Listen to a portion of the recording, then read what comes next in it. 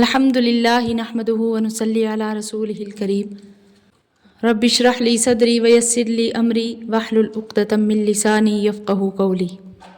ان آیتوں میں باہمی مشوروں اور مجلسوں کے آداب بتلائے گئے ہیں اور دو بندوں کے درمیان صلح کرانے کی فضیلت کا ذکر ہے۔ اعوذ باللہ من الشیطان الرجیم، بسم اللہ الرحمن الرحیم۔ لا خیر فی کثیر من نجواہم، کچھ اچھے نہیں ان کے اکثر مشورے، الا من امر بصدقۃ، مگر جو کوئی کہ کہے صدقہ کرنے کو، او معروف یا نیک کام کو، او اصلاح بین الناس یا صلح کرانے کو لوگوں میں، یعنی لوگوں کے باہمی مشورے اور تدبیریں جو آپس میں ہوتی ہیں آخرت کی فکر سے ہٹ کر محض چند روزہ دنیاوی اور وقتی فائدہ کے لیے ہوتے ہیں، ان میں کوئی خیر نہیں۔ ہاں، اگر مشوروں اور سرگوشیوں میں اگر خیر کی کوئی چیز ہو سکتی ہے تو یہ ہے کہ ایک دوسرے کو صدقہ خیرات کی ترغیب دے یا نیکی کا حکم کرے یا لوگوں کے آپس میں صلح کرانے کا مشورہ دے۔ ایک حدیث میں ارشاد ہے کہ انسان کا ہر کلام اس کے لیے نقصان دہ ہے، علاوہ اس کے کہ جس کلام میں اللہ کا ذکر ہو یا امر بالمعروف یعنی نیکی کا حکم کرنا یا نہی عن المنکر یعنی برائی سے روکنا ہو۔ تو یہاں جو معروف کا لفظ آیا ہے، معروف کے معنی ہے ہر وہ کام جو شریعت میں اچھا سمجھا جائے اور جس کو اہل شرع پہچانتے ہوں، اور اس کے مقابل منکر ہے یعنی ہر وہ کام جو شریعت میں ناپسندیدہ ہو۔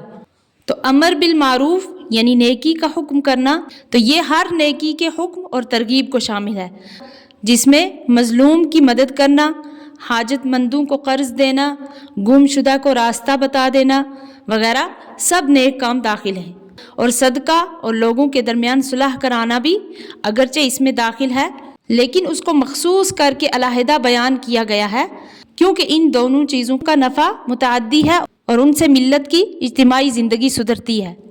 تو لوگوں کے درمیان صلح کرانے کی بہت بڑی فضیلت ہے کہ لوگوں کی آپسی رنجشیں دور کرنے اور ان کے آپس میں صلح کرانے اور موافقت پیدا کرنے کے متعلق رسول کریم صلی اللہ علیہ وسلم کے ارشادات نہایت اہم ہیں۔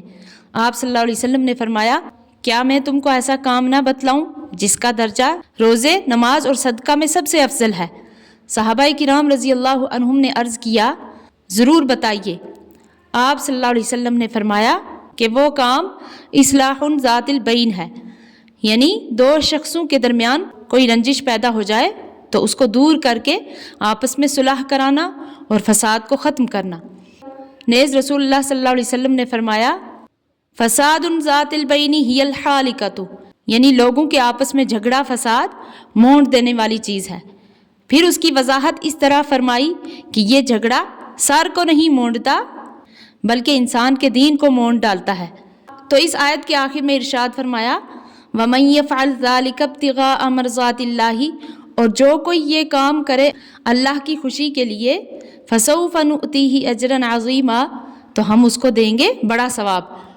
یعنی یہ نیکیاں، صدقہ اور امر بالمعروف اور اصلاح بین الناس اسی وقت معتبر اور مقبول ہو سکتی ہیں جب ان کو اخلاص کے ساتھ محض اللہ تعالیٰ کی رضامندی کے لیے کیا جائے، اس میں کوئی اپنی غرض شامل نہ ہو۔ آگے فرمایا، وَمَن يُشَاقِقِ الرَّسُولَ مِن بَعْدِ مَا تَبَيَّنَ لَهُ الْهُدَىٰ، اور جو کوئی مخالفت کرے رسول کی جبکہ کھل چکی اس پہ سیدھی راہ، وَيَتَّبِعْ غَيْرَ سَبِيلِ الْمُؤْمِنِينَ، اور چلے سب مسلمانوں کے رستہ کے خلاف، نُوَلِّهِ مَا تَوَلَّىٰ، تو ہم حوالہ کریں گے اس کو وہی طرف جو اس نے اختیار کی، وَنُصْلِهِ جَهَنَّمَ، اور ہم اس کو ڈالیں گے جہنم میں، وَسَاءَتْ مَصِيرًا، اور وہ بہت بری جگہ ہے۔ تو اس آیت میں دو چیزوں کا جرم عظیم بتلایا گیا ہے اور جہنم کے داخل ہونے کا سبب بیان فرمایا ہے۔ ایک ہے رسول کی مخالفت، اور یہ ظاہر ہے کہ مخالفت رسول صلی اللہ علیہ وسلم کفر اور وبال عظیم ہے۔ دوسرے، جس کام پر سب مسلمان متفق ہوں اس کو چھوڑ کر ان کے خلاف کوئی راستہ اختیار کرنا۔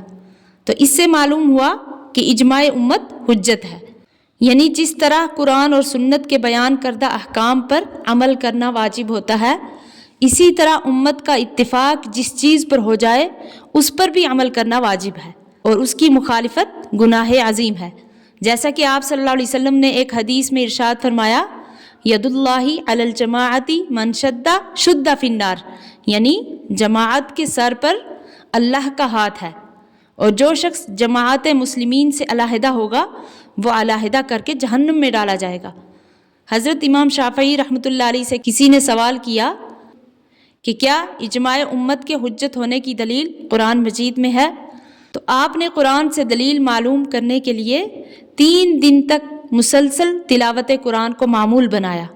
بالآخر یہی آیت ذہن میں آئی اور اس کو علماء کے سامنے بیان کیا تو سب نے اقرار کیا کہ اجماع کی حجت پر یہ دلیل کافی ہے۔ اللہ تعالیٰ صحیح سمجھنے کی توفیق عطا فرمائے، آمین۔